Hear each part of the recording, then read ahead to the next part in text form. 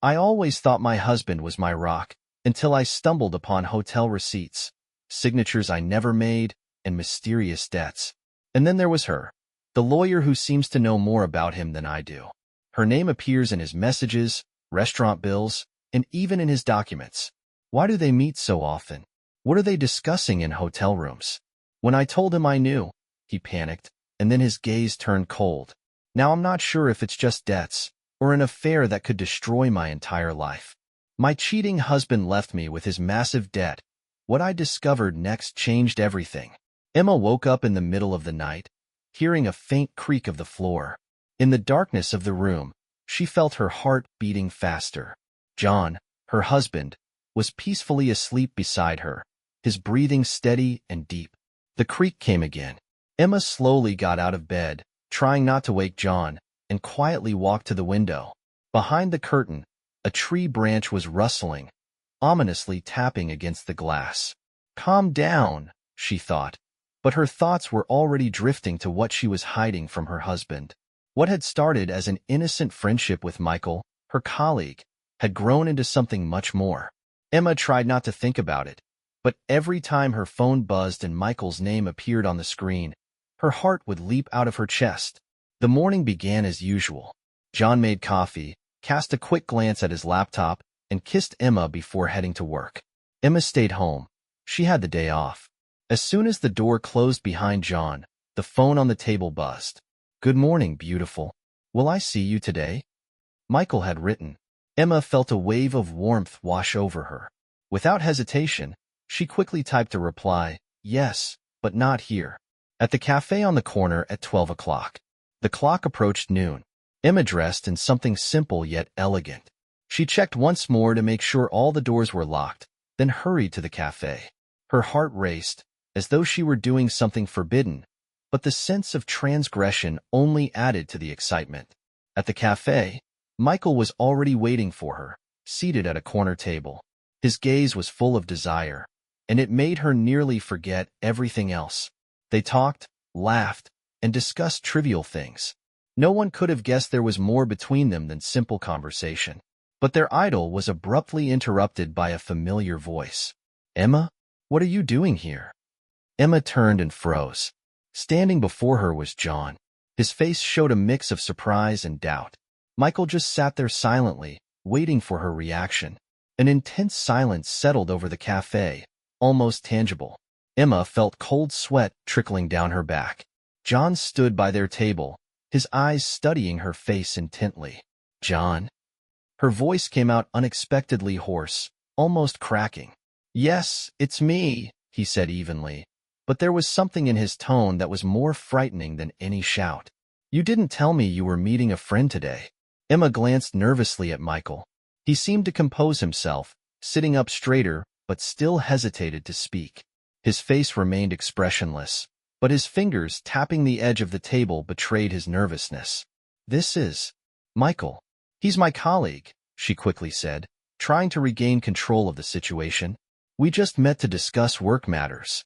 John tilted his head slightly, as if carefully considering her words. "A colleague," he repeated slowly. "Interesting.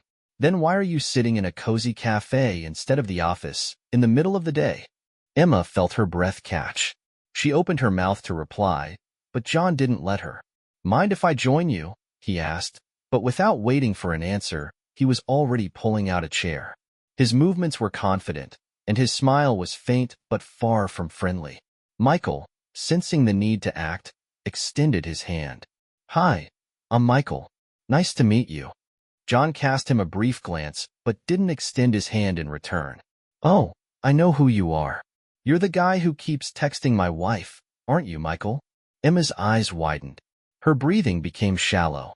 "John, you've misunderstood," she began, but her husband raised his hand, silencing her.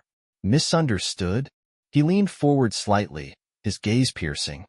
"Then explain. Explain to me why your colleague has sent you dozens of messages with heart emojis." Emma felt her fingers grip the edge of the table. She had to think of something quickly, but her mind seemed to have stopped working. "It's a joke," Michael suddenly interjected. "Just a silly joke between colleagues. We all joke like that in the office." John raised an eyebrow. Joke? Well, Michael, maybe you could show me what that looks like. For example, why don't you text my wife something funny right now, and I'll watch. Michael fell silent. Emma saw the corner of his mouth twitch. He realized the trap was closing. John, that's enough, Emma said sharply, trying to regain control of the situation. You're making a scene out of nothing. John smiled wider, but it was more of a predatory grin. A scene? You have no idea what a real scene is, Emma. He stood up abruptly and grabbed his phone. It seemed he was searching for something on it, while Emma and Michael exchanged worried glances. Maybe we should all talk at home? John suggested, throwing her a challenging look. What do you think, Emma? Or would you rather continue this show here? John, stop. This won't prove anything. Her voice was quieter but firmer. Prove nothing? John nodded. Fine, have it your way. And suddenly, instead of leaving or causing a scandal, John turned and silently walked out of the cafe. This unexpected action was worse than his words, as it left Emma and Michael utterly bewildered. What now? Michael asked, his voice tense. I don't know, Emma whispered, but deep down, she understood that this story was just beginning.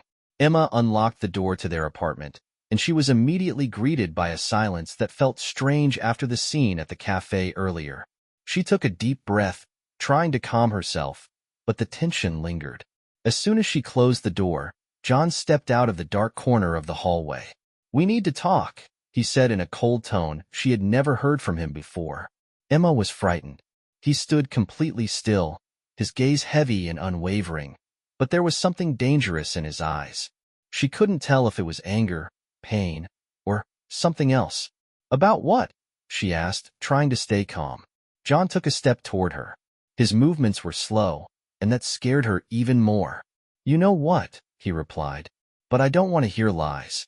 So just tell me the truth. John, Emma paused. Dozens of thoughts raced through her mind. If she confessed, everything would end. But if she lied, she risked even more.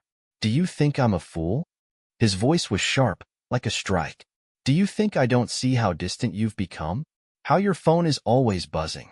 How you smile when you think I'm not looking? Emma felt a lump in her throat. She tried to say something, but John suddenly moved closer, closing the distance between them to almost nothing. Who is he? His question sounded like a command. No one, she replied quickly, her voice tinged with panic. No one important. No one important, he repeated, his smile turning cold as ice. Then why are you spending time with him instead of me? Emma tried to avert her eyes, but John raised his hand and touched her chin, forcing her to look him in the eye. I want the truth, Emma. Otherwise. Otherwise what? She couldn't help but ask. Otherwise, you'll see what I'm capable of. His voice was quiet, but it sent shivers down her spine. Emma inhaled deeply, trying to calm herself. She thought it would be better to try and defuse the situation. Listen, John. I know you're upset, but nothing happened. Michael is just a colleague. We were discussing a project, that's all. A project? His smile disappeared. What kind of project requires you to look at him the way you used to look at me? Emma felt a pang in her heart. John was speaking calmly, but every word hit its mark. She realized there was nowhere to retreat. I don't know what you want to hear, she whispered. I want the truth, he repeated. And if not from you, I'll find another way to get it. Emma flinched. His tone had changed. Now it carried not only anger, but also something akin to mockery. What do you mean? She asked, trying not to show her fear. John was silent for a few seconds, then took another step toward her. I already know more than you think, he said. So the choice is yours. Either you tell me everything now, or I handle it my way. Emma realized that John knew something, but how much? Did he really have proof? Her heart was pounding so hard it felt like it might burst out of her chest. John, please don't do this, she whispered. Then tell me the truth. He leaned in closer, his voice dropping to almost a whisper. Or I'll find it out myself. Emma couldn't sleep. Every sound in the house made her flinch. John was acting calm, almost cold. After their tense conversation, he had silently left the room, leaving her alone in the dark. The silence was unbearable. Her thoughts were racing. Did John really know about Michael? What did he mean when he said he would find the truth himself? She felt the ground beneath her feet becoming more and more unsteady. The next morning, as she went down to the kitchen, Emma saw John drinking coffee and reading the newspaper. He looked calm, too calm, which made her even more uneasy. "Are you staying home today?" she asked, trying to sound casual. "No," he replied curtly, without looking up from the newspaper. "I've got a lot of work to do." That was strange. John always worked from home on Fridays, but now he seemed to be deliberately avoiding her. "All right," she said, feigning indifference. Once John left, Emma was alone in the house. Her anxiety grew. She decided to do something she had never dared to before. She decided to find proof that John might be hiding something too. Emma went up to his study. The door was closed but not locked. Upon entering, she noticed everything on the desk was perfectly neat. She opened drawer after drawer, finding only papers, notebooks, and office supplies. Nothing suspicious.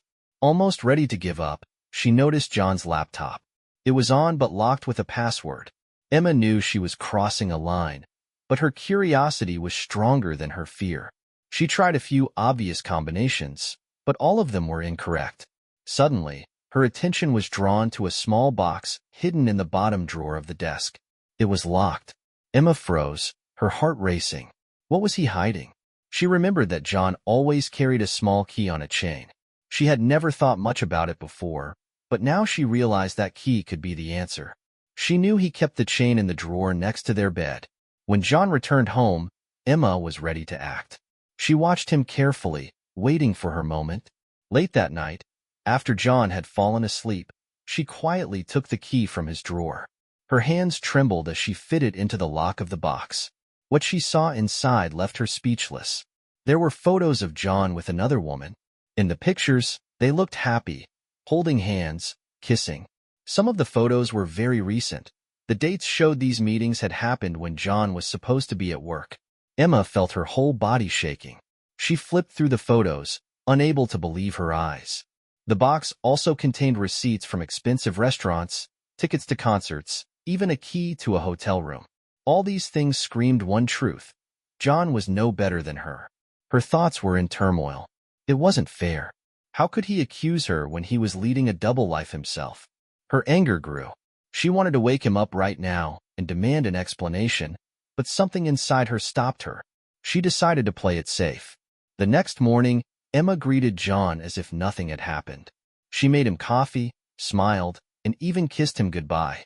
But in her mind, plans were already forming. Emma was sitting at the kitchen table when John came home.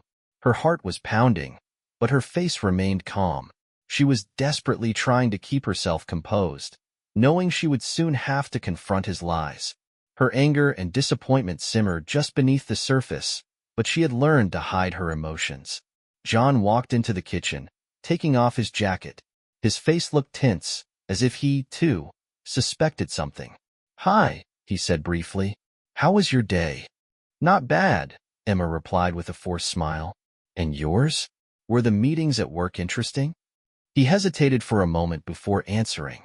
"Yeah, as usual," he said, avoiding her gaze. Emma noticed his hand twitch slightly as he set his keys on the table. He was always attentive to details, and now he seemed nervous. It was her first small victory. "You know, John, I found something interesting while you were gone," she said, watching his reaction. "What's that?" he asked, but his voice lacked its usual confidence. Emma slowly rose from her chair, walked over to the table, and looked him straight in the eye. "For example, a box of photographs you've been hiding in your study," she said, her tone steady. John stiffened instantly. He stood motionless, but his eyes turned cold. "You went through my things?" His voice was low, almost a whisper, but laced with anger. "And you hid this from me," Emma replied. "Photos of you with another woman, receipts from expensive restaurants, a key to a hotel room. Care to explain?" "It's not what you think," John said, taking a step forward. "Really?" Her voice trembled. "Then what exactly was I supposed to think when I saw you? Happy and in love with someone else?" John licked his lips, as if trying to figure out what to say. He had always been a master manipulator, but this time, he seemed unsure where to start. "They're old photos," he said, but his voice sounded unconvincing. "I was going to throw them out, but I just didn't get around to it." Emma laughed, but it was a cold, bitter laugh. "Old? The dates on the receipts are from this year, John. You didn't even try to prepare for this conversation. How long has it been going on?" John lowered his gaze, but his fists clenched. He looked like he was struggling to keep himself under control. "It was a mistake," he finally said. "I don't know why I did it, but I don't want to lose you." "A mistake?" Emma raised her voice. "You call it a mistake when you've been deceiving me for months, and now you can't even fully admit to it? And what about you?" John suddenly snapped. "Do you think I don't see it? Do you think I don't notice how you hide your phone? How you keep disappearing? We both have our secrets, Emma." Emma froze at his words. His gaze was almost deranged, and his voice cracked with tension. "You're accusing me of something you can't even explain yourself?" Her voice grew quieter, but there was a challenge in it. "We're both guilty," he said, finally calming down a little. "Maybe it's time to stop and think about what really matters to us." Emma sighed. She wanted to believe him, but deep down, she knew this wasn't the end. Emma couldn't steady her heartbeat. She didn't have a clear plan, but she knew one thing. She had to find out who this woman was. Her thoughts kept circling around the photos in the box. John hadn't been honest in his excuses, and now it was a matter of principle. She decided to track down the hotel listed on the receipt and figure out what had been going on there. A quick internet search took only a few minutes. The hotel was luxurious, popular among business professionals. It was also intimate enough that any guest could count on complete discretion. Emma put on her coat and left the house. John was at work, and this was her chance. She arrived at the hotel an hour later and, standing at the front desk, realized her plan was a bit flimsy. What was she going to say? But there was no time to hesitate as the receptionist greeted her. "Good afternoon. How can I help you?" the young woman at the desk asked politely. Emma stepped closer, took a deep breath, and tried to appear confident. "I'm looking for information about one of your guests," she said, attempting to sound persuasive. "It's a very important personal matter." The woman gave her a suspicious look. "I'm sorry, but we don't disclose information about our guests." Emma pulled out her phone and opened a photo of one of the receipts. "My husband left this receipt at home," she said, showing the screen. "I just want to know if he was here to make sure nothing happened." It was a risky move, but something in her tone made the receptionist hesitate. "Can you wait here for a moment?" she asked and walked over to another computer. Emma stood there, feeling her blood rush to her face. A minute later, the woman returned. "Your husband has indeed stayed here several times recently," she said. "And, I'm not sure if I should say this, but he was always with the same woman." Emma inhaled deeply, trying to conceal her distress. "Do you know who she is?" she asked. The receptionist leaned in closer. "She introduced herself as Amanda Bennett," she said quietly. "And honestly, they seemed very close." Emma saw her hands start to tremble. The name meant nothing to her, but something about the combination, her husband and someone named Amanda Bennett, felt deeply unsettling. When she returned home, she began searching for information. She typed the name into a search engine and saw photos of the woman. Stylish, confident, clearly someone from high society. But the most chilling discovery came when Emma found Amanda's profile on LinkedIn and noticed one detail that changed everything. Amanda was a divorce attorney. "Oh, God," she whispered. It was like a lightning strike. She realized that John might be leading a double life for more than just simple reasons. He might be planning to leave her, and Amanda could be his tool to ensure everything would work out in his favor. That evening, when John came home, Emma was sitting in a chair with her phone in hand. She was ready. "Want to talk, John?" she asked with a faint smile. John stopped. His eyes narrowed. "About what?" he asked, keeping his composure. "About Amanda Bennett." Her voice was cold as ice. His reaction was immediate. He fell silent, but she saw the change in his expression. For the first time in a long while, John looked genuinely afraid. "How did you?" he began but stopped, realizing that any word could give him away. "Did you really think I wouldn't find out?" she continued, standing up from the chair. "Or were you just planning to prepare and disappear?"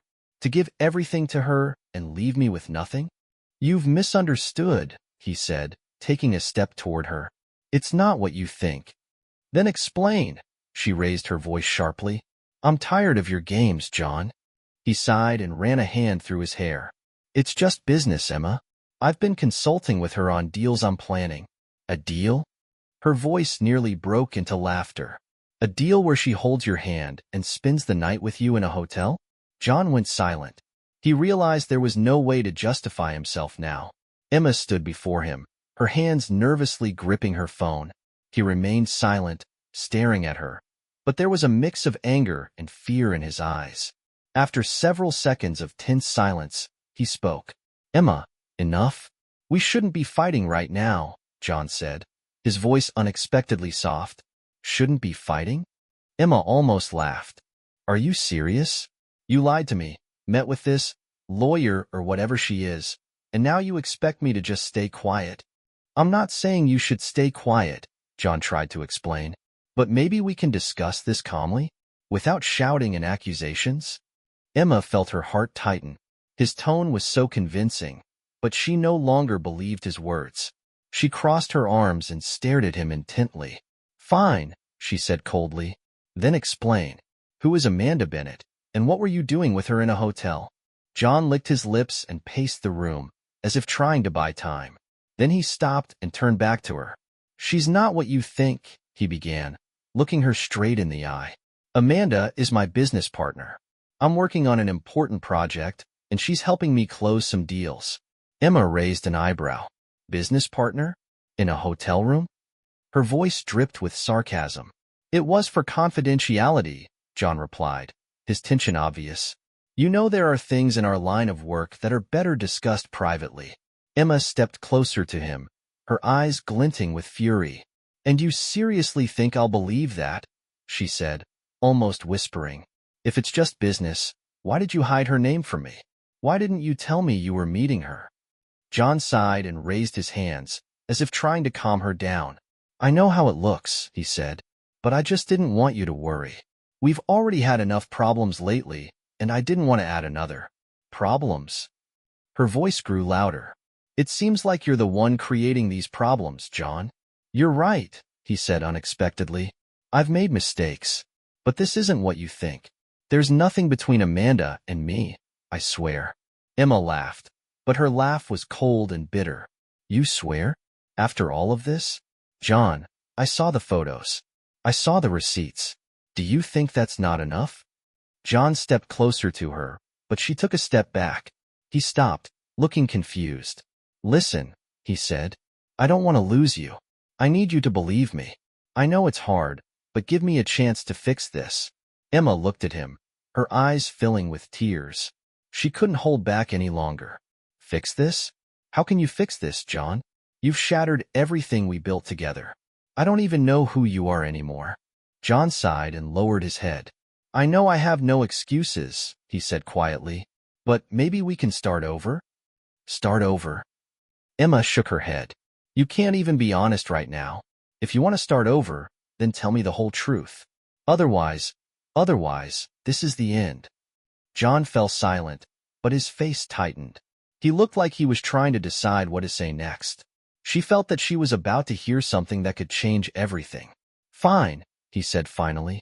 I'll tell you the truth. But what you're about to hear might change how you feel about me forever. Emma stared at John, waiting for him to say something that might turn her world upside down. He remained silent, as if battling with himself. But then he sighed heavily and cautiously sat down on the couch. All right, he finally said. You want the truth? Then I'll tell you. But be ready. It's not as simple as you think. Nothing could be more complicated than cheating in a hotel room with a lawyer, Emma replied sharply, crossing her arms over her chest. John looked up at her, his expression a mix of guilt and fear. It started a few years ago. Before we moved into this house, he began. I got into serious financial trouble. Things in the business weren't going the way I expected. And to get out of it, I made a stupid mistake. Emma frowned, her anger slowly giving way to confusion. What mistake, John? She asked.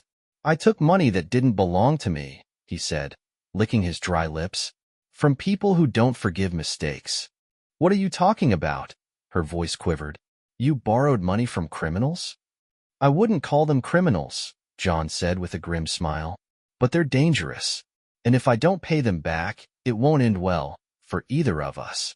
Emma was speechless. She stood there, feeling her legs go weak. And how does Amanda fit into this? She finally asked. Amanda is a lawyer who specializes in cases like this, John explained. She's helping me negotiate deals that will allow me to pay off the debts. I know how it looks, but there's nothing between us. She's just trying to help me. And you didn't think to tell me this earlier? Her voice was full of outrage. John, I'm your wife. How could you keep this a secret from me? Because I was scared, he admitted. Scared that you wouldn't understand, that you'd leave me. I was trying to protect you. Emma laughed, but it was a nervous, joyless laugh. Protect me? Are you joking?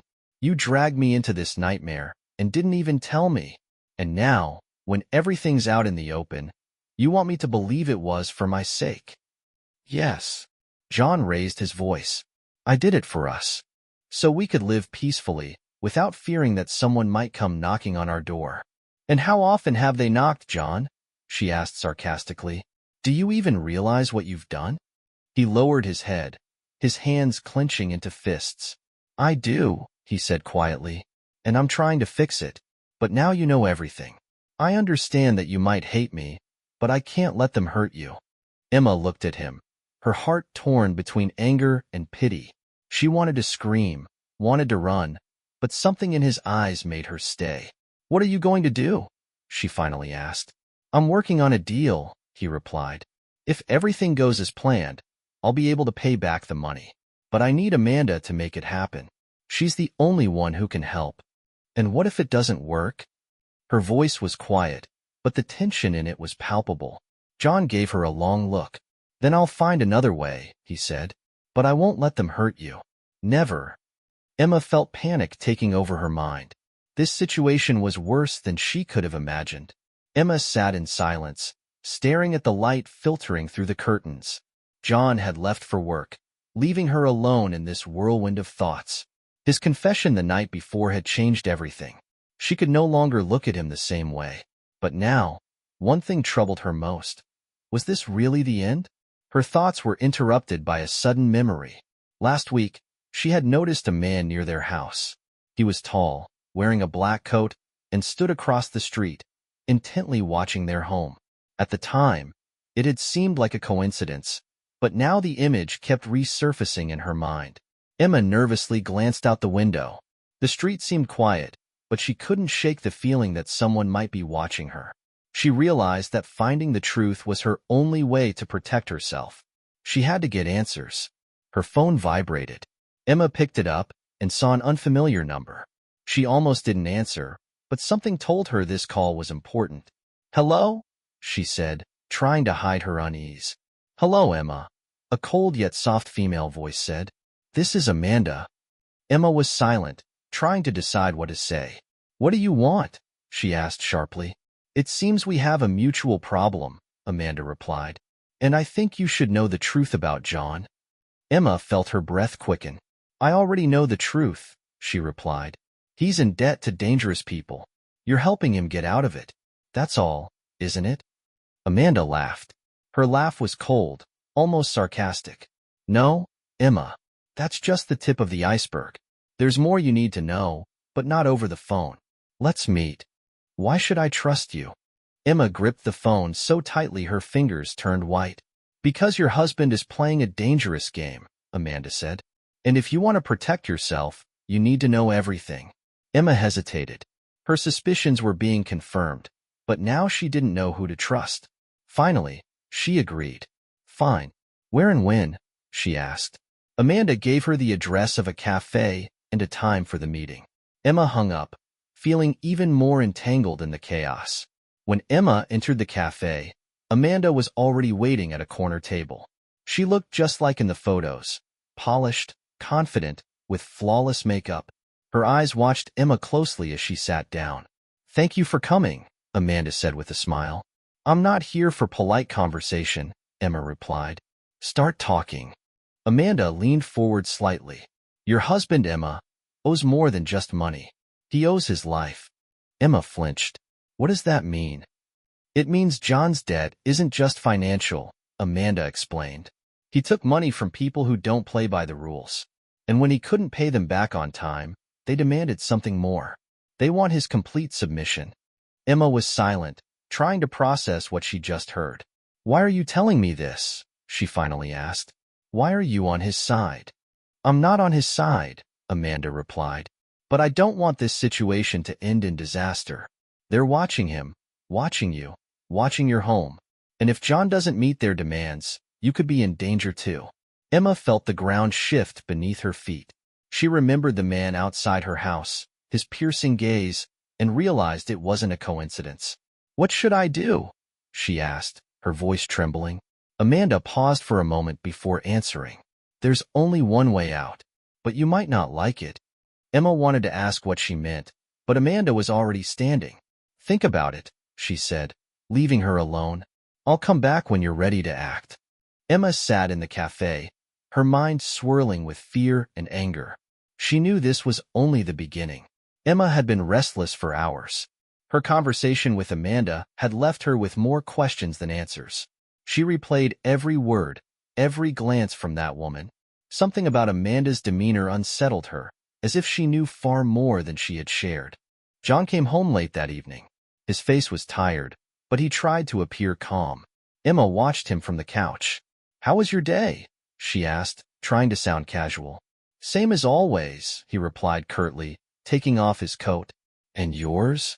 Nothing new, she said, observing him as he walked into the kitchen.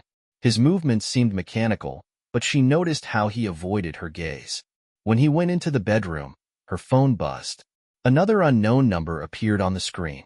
She immediately knew it was Amanda. Opening the message, she saw an attached file.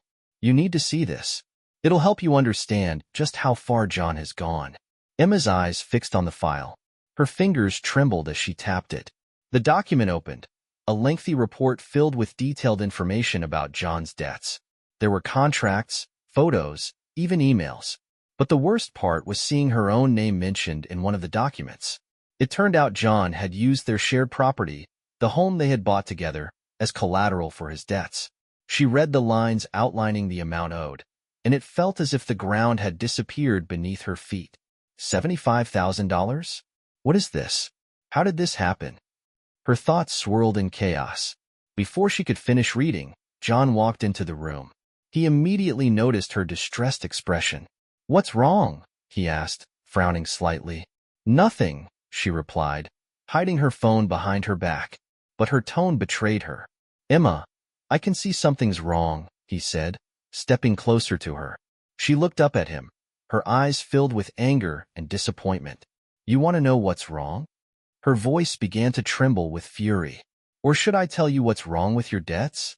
John froze. His face changed as he realized something had happened. How do you know about that? His voice was low and serious. How? She laughed, but it was filled with sarcasm. Amanda decided I deserved to know the truth. She sent me a document, John. Everything you've been hiding is now in front of me. He pressed his fingers to his temples, as if trying to process the flood of thoughts. I can explain, he said quietly. Explain? She stood up abruptly. What's there to explain? You mortgaged our house, our money, and you didn't even tell me. I did it to protect us. John raised his voice. I had no choice, Emma. You don't understand what it's like to be cornered. I don't understand? Her voice was filled with outrage. Do you understand that you dragged me into this without my knowledge? You've jeopardized everything in our lives. I know I made a mistake, he said, trying to stay calm. But it was all for us. I was trying to save the situation. For us. She looked at him incredulously. Then why am I hearing about this from another woman? John fell silent. His face showed anger, but he couldn't find the words to defend himself. He took a step toward her, but she raised her hand. No, John. Don't come closer. I don't know if I can trust you anymore. He lowered his head, but his eyes stayed fixed on her. What are you going to do? He asked. Emma hesitated. She knew she couldn't let this go, But she also didn't know how to move forward. She had to decide whether to fight for her life or trust the man who had betrayed her so many times. Emma sat in silence, clutching her phone. Her last conversation with John had shattered the remnants of her faith in the man she once considered the foundation of her life. She felt trapped but knew she couldn't stop now. Something in John's behavior told her he was no longer in control of the situation, and that made him dangerous. From the kitchen, she heard a noise. John had come home earlier than usual. Emma turned to watch him as he removed his coat. His expression was tense, his movements sharp. "You're home?" he asked, as if checking to see if she had fled. "Yes," she replied, her tone unchanged. "Do you have anything else you haven't told me, John?" John abruptly stopped and looked at her. His face remained stone-like, but a shadow of panic flickered in his eyes. "I've already told you everything," he said, avoiding her gaze. "Have you?" Emma raised her phone, tapping the screen. "Then why does Amanda keep sending me proof?" John tensed, his fists clenching. "What has she told you?" he asked, trying to hide his anger. "More than you have," Emma snapped. "For instance, that your debt isn't just financial. She mentioned things you didn't even try to explain." John stepped closer to her, his face darkening. "Emma, stop. She's manipulating you." "Manipulating me?" she laughed, but her laughter was filled with sarcasm. "John, I'm not sure which one of you is the bigger manipulator. Listen," his voice grew harsher. "You don't understand who you're dealing with. If you go against me, this won't end well." Emma felt her throat tighten. For the first time, she saw John's mask fall away, revealing a completely different person underneath. "Are you threatening me?" she asked quietly. "No," he replied, but his voice lacked conviction. "I'm just trying to protect both of us. But for that, you need to stop digging into things you shouldn't." Emma didn't respond. She stared into his eyes, trying to see if there was anything left of the man she once loved. But before her stood a stranger. Her phone buzzed again. John noticed and stepped forward. "Who is that?" he demanded sharply. "None of your business," she shot back, pressing the screen. Amanda had sent her another message. Attached was another photo. In it, John stood beside a man Emma instantly recognized. It was the same man she had seen outside their house the previous week. "This is one of his creditors," Amanda wrote. "He's been watching you for some time. Be careful."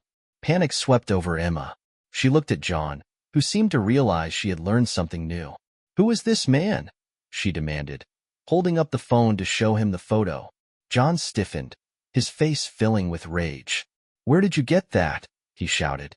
"It doesn't matter where," she said firmly. "Who is he, John? And why is he watching me?" John grabbed her arm, but she pulled away. "Let go of me," she yelled. "I have a right to know." "You don't understand," he said, his voice desperate.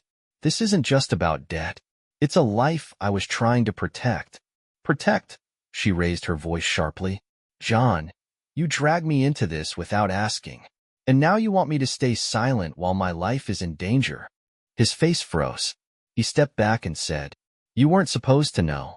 None of this. Amanda is just trying to divide us. Or maybe Amanda is just trying to open my eyes," Emma retorted. "If you won't tell me the truth, I'll find it out from her." "If you meet with her, that will be the end," John said, his voice quiet but full of menace. Emma felt fear rise within her, but she couldn't back down. "You've already made this the end, John," she said. "I can't trust you anymore." She turned and walked out of the room, leaving him alone. But she knew this wasn't over. She would uncover the full truth, and she was ready to face the consequences. Emma sat in her bedroom, hugging herself as if trying to shield herself from what had already invaded her life. Her thoughts were shattered into fragments. John, the debts, Amanda, the man in the black coat.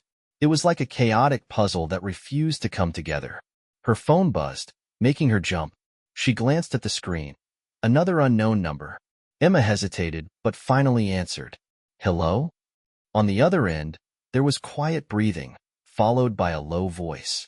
"Are you Emma, John's wife?" "Who is this?" she asked, her voice trembling. "Someone who knows your husband very well," the voice replied. "And someone who wants to help you, if you're willing to cooperate." Emma froze. What do you want? It's not about what I want, the man said. It's about how you can save yourself. John made a mistake when he thought he could deceive us. But we don't want you to suffer. We can offer you a deal. What kind of deal? Emma felt trapped, but her voice remained steady. You'll help us get what we want, the man said, and we'll guarantee your safety. Maybe we'll even help you come out of this stronger. Emma didn't know how to respond.